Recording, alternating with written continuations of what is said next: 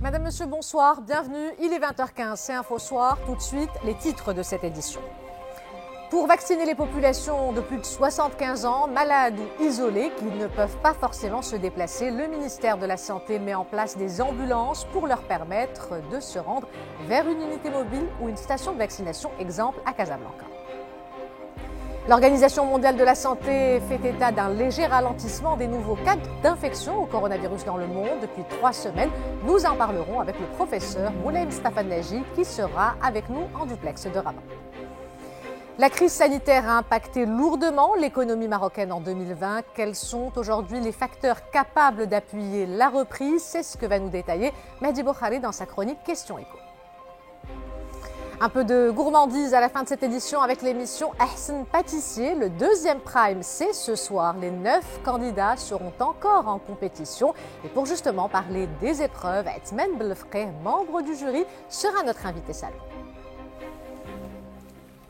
Ils font partie des catégories ciblées par cette première phase de la campagne de vaccination, mais leur état de santé ne leur permet pas de se déplacer. Les plus de 75 ans, malades ou isolés, pour leur permettre d'avoir accès au vaccin, des ambulances sont mises à leur disposition pour les accompagner vers les unités mobiles ou les stations de vaccination. Exemple à Casablanca avec ce reportage de Mohamed Magri sur un récit de Amina Ben Khalq.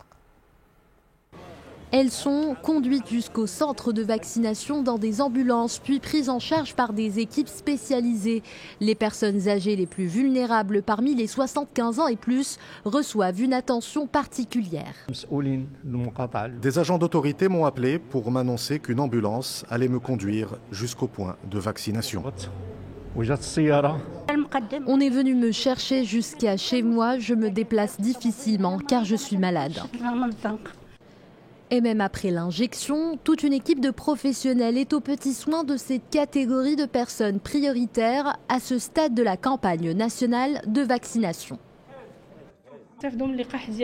Les personnes âgées sont d'abord vaccinées, puis passent entre 15 et 30 minutes en salle d'observation, car nous devons nous assurer que tout va bien. S'assurer que tout va bien, c'est l'objectif des autorités locales en coordination avec les professionnels de santé au niveau des 2880 points fixes et 7000 points mobiles de vaccination dans toutes les régions du royaume. Et les conditions d'utilisation de ces vaccins sont très encadrées, notamment concernant le respect de la chaîne de froid au risque de rendre le produit inefficace. Toute une logistique très minutieuse est mise en place au niveau des centres de vaccination. Exemple à Ouarzazate avec Nzhab Azizi et Lahsen Belalim. Le récit est de Mamadou Diaye. Depuis la délégation du ministère de la Santé à Ouarzazate, ces colis particuliers à destination des différentes stations de vaccination s'apprêtent à être acheminés. Une répartition des doses en fonction du besoin de chaque station. Cette opération de vaccination se déroulera à Ouarzazate dans 41 centres répartis dans les différentes communes, mais également à travers 340 points mobiles vers lesquels des équipes médicales seront déployées et visiteront différents villages. Comme partout ailleurs dans le royaume, le procédé est le même. La première étape de la vaccination cible prioritairement les personnes âgées de plus de 75 ans, le personnel médical de plus de 40 ans, le corps enseignant de plus de 45 ans. J'ai été vaccinée, ça va me permettre de faire face à la maladie. Le vaccin est disponible pour tous les citoyens. Au même moment, la vaccination se poursuit chez les personnes en première ligne, notamment les forces auxiliaires, les agents de l'ordre et de la protection civile. Et sachez qu'à ce soir, 18h, 257 291 personnes ont été vaccinées. Le chiffre est désormais communiqué chaque jour par le ministère de la Santé dans son bilan quotidien. Et toujours concernant le bilan de la situation épidémiologique, le ministère de la Santé annonce 835 cas de contamination durant ces dernières 24 heures, un intervalle durant lequel 22 décès ont été enregistrés. Pour ce qui est des guérisons, 795 rémissions ont été répertoriées à travers les différentes régions du royaume. Et pour parler de ces chiffres et du lancement de la campagne de vaccination, nous retrouvons en direct de Rabat le professeur Moulay Mustafa Neji, directeur du laboratoire de virologie à l'université Hassan II de Casablanca. Professeur, bonsoir. Alors, première question. On l'a constaté ces dernières semaines, les chiffres concernant les nouvelles infections au Covid ont nettement reculé au Maroc. L'OMS a aussi enregistré une légère baisse des nouveaux cas dans le monde ces dernières semaines. Scientifiquement, qu'est-ce que ça signifie ? Tout d'abord, merci Madame Ihsan. Et à travers vous, je tiens à remercier Dezem pour l'accueil. Scientifiquement parlant, qu'est-ce que cela veut dire ? Ça veut dire tout simplement que le virus est en train de muter et fort probable, cette mutation touche à la virulence qui le réduit. Et ça, c'est connu en virologie. La plupart des virus, ils mutent de cette manière jusqu'à ce que leur virulence disparaît. Ça, c'est le premier cas. Le deuxième cas, fort probable, c'est l'application des mesures de confinement et des restrictions de l'activité des citoyens qui a été imposée, qui commence à donner ses fruits. Et troisième raison, fort probable, c'est aussi la conscience des citoyens et leur application des mesures barrières qui a commencé à donner ses fruits. Voilà. Alors, professeur, l'opération de vaccination a démarré il y a moins d'une semaine et plus de 257 000 personnes ont été vaccinées. Comment est-ce qu'on peut évaluer ce début de campagne de cette opération de vaccination ?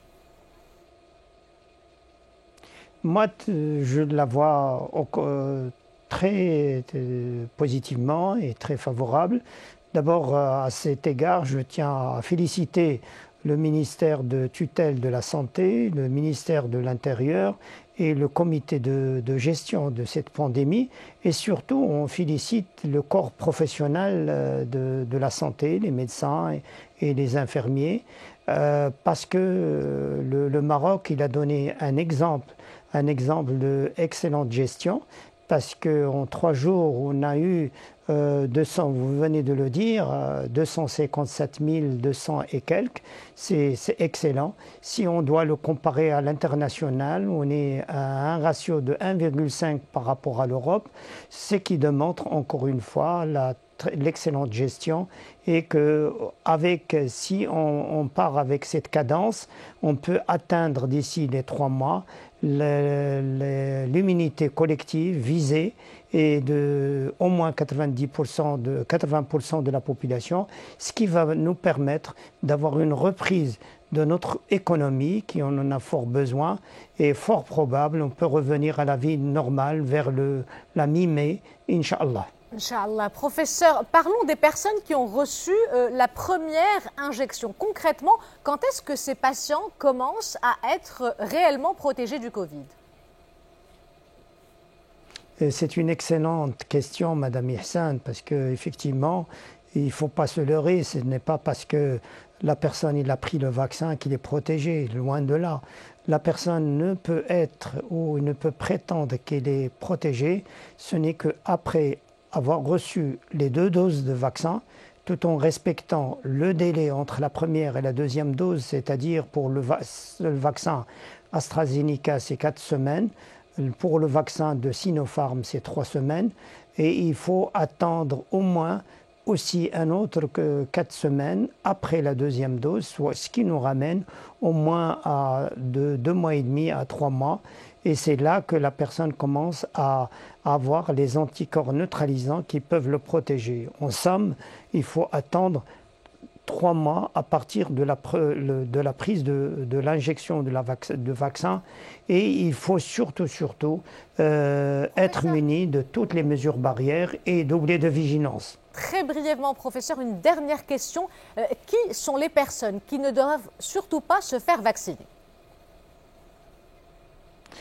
Quelqu'un qui a une infection récente, il ne peut prendre le vaccin que 1 mois à 3 mois après son infection. Les personnes qui ont une immunité réduite et qui ont une déficience immunitaire, et aussi les personnes qui ont des maladies chroniques. Bien sûr, il y a toute une liste et c'est surtout, je le dis, c'est l'interrogatoire avec le médecin lors de l'accueil.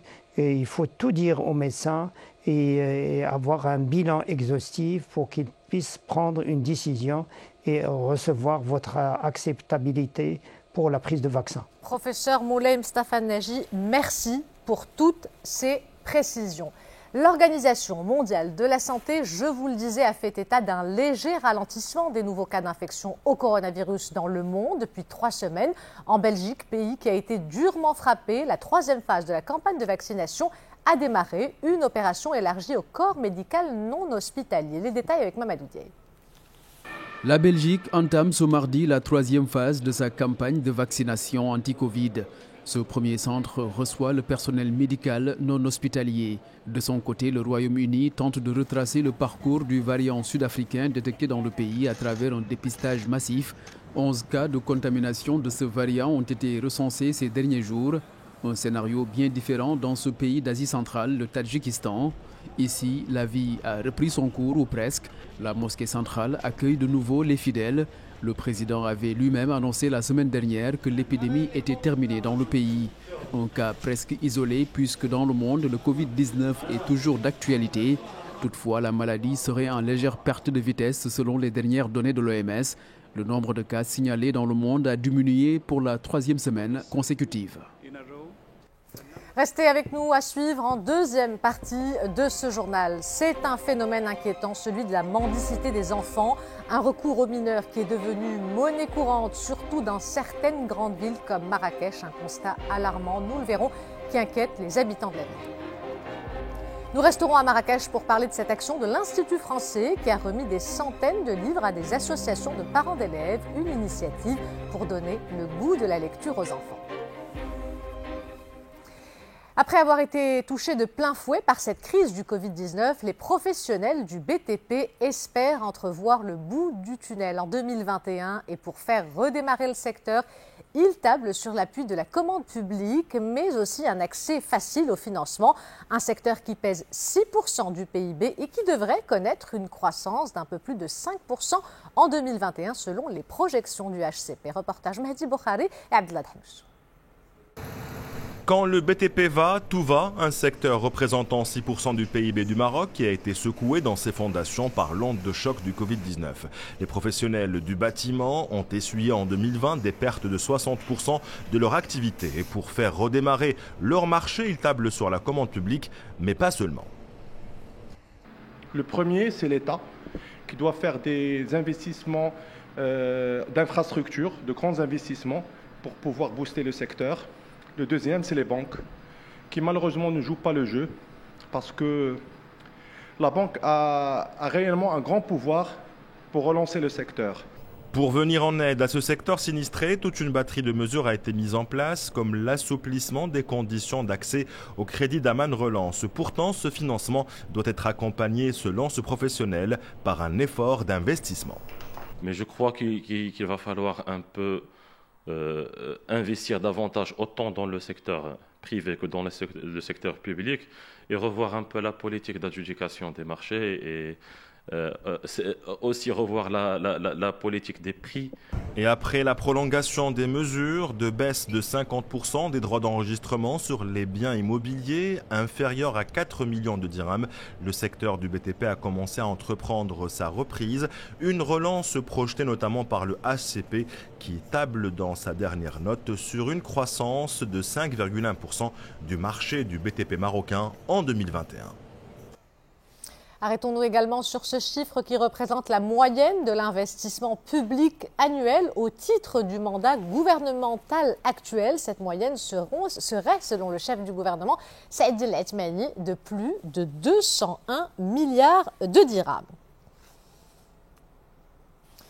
La crise sanitaire a impacté lourdement l'économie marocaine en 2020. À quoi pourrait ressembler la reprise? C'est ce que va tout de suite nous dire Mehdi Boukhari qui nous a rejoint pour sa chronique Question Éco. Mehdi, bonsoir. Alors, quels sont aujourd'hui les facteurs qui peuvent appuyer la reprise de l'économie? Ihsan, malgré cette incertitude ambiante au niveau mondial, quelques facteurs de bon augure se profilent à l'horizon. Même prudent, l'optimisme doit être donc de mise pour l'année économique qui s'annonce. Le premier élément d'espoir pour 2021 est incontestablement le démarrage de la campagne de vaccination dans notre pays. À ce jour, le Maroc a reçu 2,5 millions de doses alors que d'autres arrivages sont programmés. Une opération qui va nous permettre de dépasser cette situation de blocage, de retrouver une vie normale et par ricochet, de relancer rapidement la machine économique. Autre facteur à prendre en compte, les dernières pluies qui ont à la fois revigoré les terres, mais aussi nourri les espoirs des agriculteurs qui s'attendent désormais à une bonne saison agricole. Jusqu'au 22 janvier, 5,35 millions de terres ont été cultivées et le taux de remplissage des barrages dépasse aujourd'hui les 46%. Les récentes précipitations vont donc améliorer le rendement des terres, mais aussi la contribution du secteur agricole dans la croissance nationale. Un élan de reprise qui sera également soutenu par le fonds Mohamed VI pour l'investissement, dont le décret de création sera examiné lors du prochain conseil de gouvernement, prévu d'ailleurs ce jeudi. C'est le fer de lance de cette relance, doté de 45 milliards de dirhams et qui est appelé à être un catalyseur de l'investissement. Et pas seulement. Son déploiement permettra de renforcer les fonds propres des entreprises, que ce soit en dette subordonnée ou en prêt participatif. Enfin, les contours et leviers de cette reprise seront inspirés par ou de la version finale du nouveau modèle de développement dont la présentation est attendue dans les jours ou semaines à venir. Une nouvelle feuille de route qui va permettre au Maroc de revoir son modèle économique, d'installer de nouveaux moteurs de croissance et d'améliorer sa résilience face à des chocs similaires. Autant d'éléments qui devraient, Ihsan, à coup sûr, influencer positivement la marche de la reprise économique. Concrètement et en chiffres, Mehdi, quelle est la performance attendue pour l'économie cette année? Ihsan, en additionnant tous ces éléments, les perspectives s'annoncent bonnes, du moins en théorie. En effet, un scénario de reprise confirmé par plusieurs institutions monétaires et économiques nationales et internationales. Après la récession essuyée en 2020, avec une chute de 7% du PIB, l'économie marocaine devrait reprendre son rythme de croissance sans pour autant rattraper les pertes engendrées par cette crise. Il y a une pléthore de prévisions qui s'approchent les unes des autres, vous allez justement le voir. Par exemple, le ministère de l'économie table sur une croissance allant de 4 à 5,5%, le ACP 4,6%, Banque el Maghreb 4,7%, sans oublier la Banque mondiale qui n'est pas en reste avec des pronostics de 4% et le FMI avec des projections de 4,5% positives soient-elles. Ces prévisions qui tablent sur une moyenne de 4,5% ne traduisent pas forcément une croissance organique selon plusieurs économistes, mais plutôt un rebond technique. Des chiffres dont les variations devraient dépendre à la fois de la relance des secteurs sinistrés, du degré de confiance et d'investissement des entreprises marocaines et du rythme de la campagne de vaccination.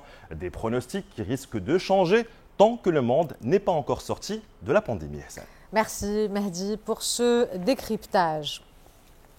On va à présent parler d'un phénomène inquiétant, celui de la mendicité des enfants. Pas moins de 142 affaires relatives à l'exploitation des enfants dans la mendicité ont été traitées dans les villes de Rabat, Salé et Témara dans le cadre de la coopération entre les parties prenantes au plan national de protection des enfants contre ce phénomène lancé en décembre 2019. Un recours aux enfants et aux bébés qui est devenu monnaie courante, surtout dans certaines grandes villes comme Marrakech. Un constat alarmant qui inquiète les habitants de la ville. Reportage Lahsen Houban, Adil Bouskri, le récit Oussama Al-Bqali. Le passage du feu rouge signe le début de la quête de l'aumône. Slalomant entre les véhicules le temps qu'ils sont à l'arrêt, ils s'arrêtent aux vitres des conducteurs, soit en portant des enfants, soit en les envoyant demander eux-mêmes la charité. Les mendiants sont très nombreux. Des fois, ils s'arrêtent devant le véhicule, refusant de bouger. Pour une ville touristique comme Marrakech, il ne devrait pas y avoir ce genre de situation. On ignore si ces gens sont réellement dans le besoin. On ne sait plus à qui faire charité. Outre les tares, les malformations, les factures et les ordonnances, c'est surtout le recours aux enfants pour mendier qui inquiète le plus. On entend dire à Marrakech que certains mendiants louent les enfants parce que c'est impossible qu'une mère sorte un enfant de 6 mois en plein froid pour mendier à des heures perdues.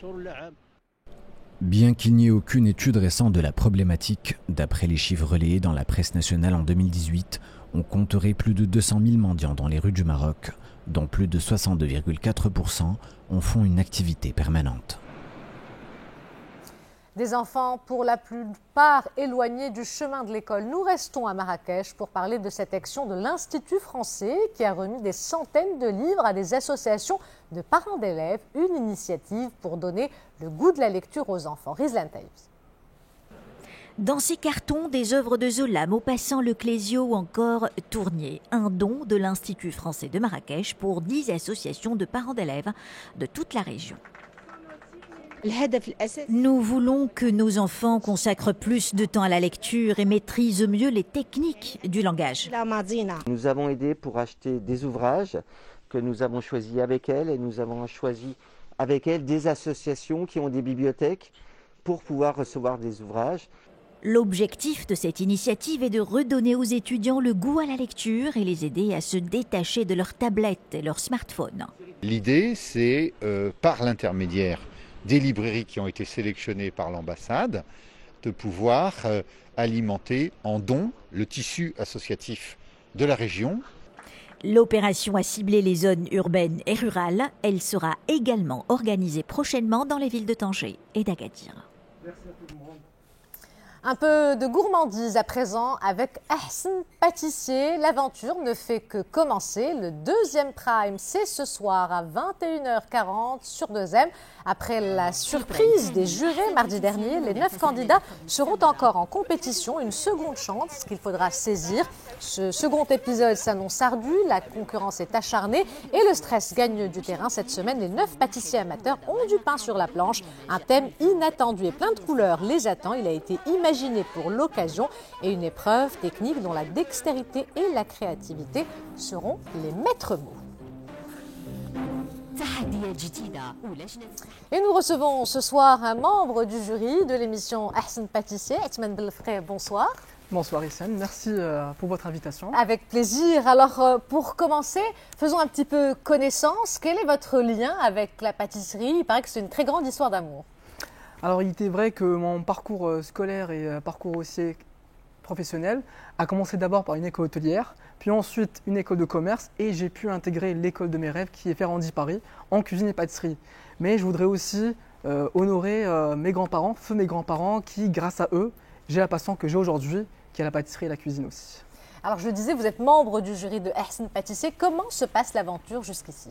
Alors l'aventure, comme on dit nous, Reima d'El Ahsen Pâtissier se passe à merveille. C'est une émission de gourmandise, de bonne joie, de bonne humeur, de la joie, de la convivialité. Donc que des ondes positives, surtout avec cette crise sanitaire. Donc le niveau des pâtissières et des pâtissiers ne cesse de progresser parce que maintenant, au jour d'aujourd'hui, ils commencent à se familiariser avec les ustensiles, avec les fours, avec les matières premières, avec l'attente en elle-même. Donc c'est vraiment pas mal. Et je suis très surpris de leur niveau. Justement, vous parlez des candidats. Comment est-ce que vous jugez leur créativité? Est-ce que c'est difficile parfois de faire des choix? Il est vrai que cette première édition de Ahsen Pâtissier au Maroc, on a quand même des pâtissières et des pâtissiers qui ont beaucoup de talent. Donc c'est vrai qu'il est difficile de les juger. Et pour ma part, je trouve qu'il est encore plus difficile de trancher entre guillemets pendant l'épreuve de technique. Parce qu'ils ont la même fiche technique, ils ont les mêmes recettes. Donc on s'attend à ce qu'on ait presque le même résultat. Donc il va falloir creuser un peu plus, à savoir par exemple si le biscuit est bien imbibé, pas bien imbibé, s'il est cuit, il n'est pas cuit, si la crème est tranchée, etc. Donc c'est vrai qu'il est difficile de trancher entre eux. Alors quelle est la place de la pâtisserie marocaine dans cette émission? Alors au jour d'aujourd'hui, sur Ahsen Pâtissier, il y a pas mal d'épreuves qui vont parler autour de la pâtisserie marocaine, mais aussi des produits de terroir marocains, que je vous laisserai après voir plus en détail. Alors, vous avez reçu un invité de marque hier, une sommité même. Il s'agit de Pierre Hermé, l'un des plus grands pâtissiers et chocolatiers mondialement connus. On ne le verra pas dans le prime de ce soir, mais il a donné son avis à 2M.ma. Je vous propose d'écouter Pierre Hermé. L'adaptation du meilleur pâtissier est assez fidèle dans le contexte à la version française. Et on se retrouve dans la même ambiance, même configuration, à quelques habillages près qui sont typiques du Maroc, avec des éléments du Maroc, ce qui est normal. Et puis, j'ai retrouvé même des gens, des équipes du meilleur pâtissier français sur le tournage. Donc, on voit la volonté de faire une émission de qualité et qui met en valeur la pâtisserie et les pâtissières qui sont en compétition. Et on remercie 2M.ma de nous avoir donné cette déclaration en avant-première. Alors, c'est presque un styliste de la pâtisserie qui était avec vous. Qu'est-ce que ça fait de juger, de tourner sous l'œil de Pierre Hermé? Alors, il est vrai que pour moi, M. Hermé est une très grande personne. Donc, j'étais très, très content d'être avec lui. D'autant plus que vous le connaissez. Oui, bien entendu. Donc, j'étais très content d'être avec lui, de pouvoir juger des gâteaux avec M. Hermé. C'est un honneur et un privilège, donc je remercie aussi Hassan Pâtissier pour cette rencontre, cet échange de gourmandise. Mais je suis encore plus content parce que les pâtissières et les pâtissiers vont pouvoir profiter des conseils et des astuces de M. Hermé. C'est inouï, c'est une chance. C'est une très grande chance et on ne va pas griller les étapes parce que ce n'est pas dans l'épisode de ce soir, mais très bientôt. Atman Belfray, merci d'avoir été avec nous ce soir. Avant de nous quitter, je vous rappelle les principaux titres de cette édition. Pour vacciner les populations de plus de 75 ans malades ou isolées qui ne peuvent pas forcément se déplacer, le ministère de la Santé met en place des ambulances pour leur permettre de se rendre vers une unité mobile ou une station de vaccination. Nous avons suivi un exemple à Casablanca. L'Organisation mondiale de la santé fait état d'un léger ralentissement des nouveaux cas d'infection au coronavirus dans le monde depuis 3 semaines. Pour en parler, le professeur Moulaim Stafaneji était avec nous en duplex de Rabat. La crise sanitaire a impacté lourdement l'économie marocaine en 2020. Quels sont aujourd'hui les facteurs capables d'appuyer la reprise? C'est ce que nous a détaillé Mehdi Boukhari dans sa chronique Question Éco. Et on a terminé avec un peu de gourmandise avec l'émission Hassan Pâtissier. Le deuxième prime, c'est ce soir. Les 9 candidats seront en compétition. Et pour parler des épreuves et de cette aventure, Atman Belfray, membre du jury, était notre invité. Salut. Voilà, c'est la fin de cette édition. L'information se poursuit sur notre site 2M.ma et sur l'application My2M. Le prochain journal El Messaïa vous sera présenté par Zakaria Ait Abdelmjid. Juste après Hassan Pâtissier, ce sera à 21h40. Quant à moi, j'aurai le plaisir de vous retrouver demain si tout va bien. Excellente soirée à tous.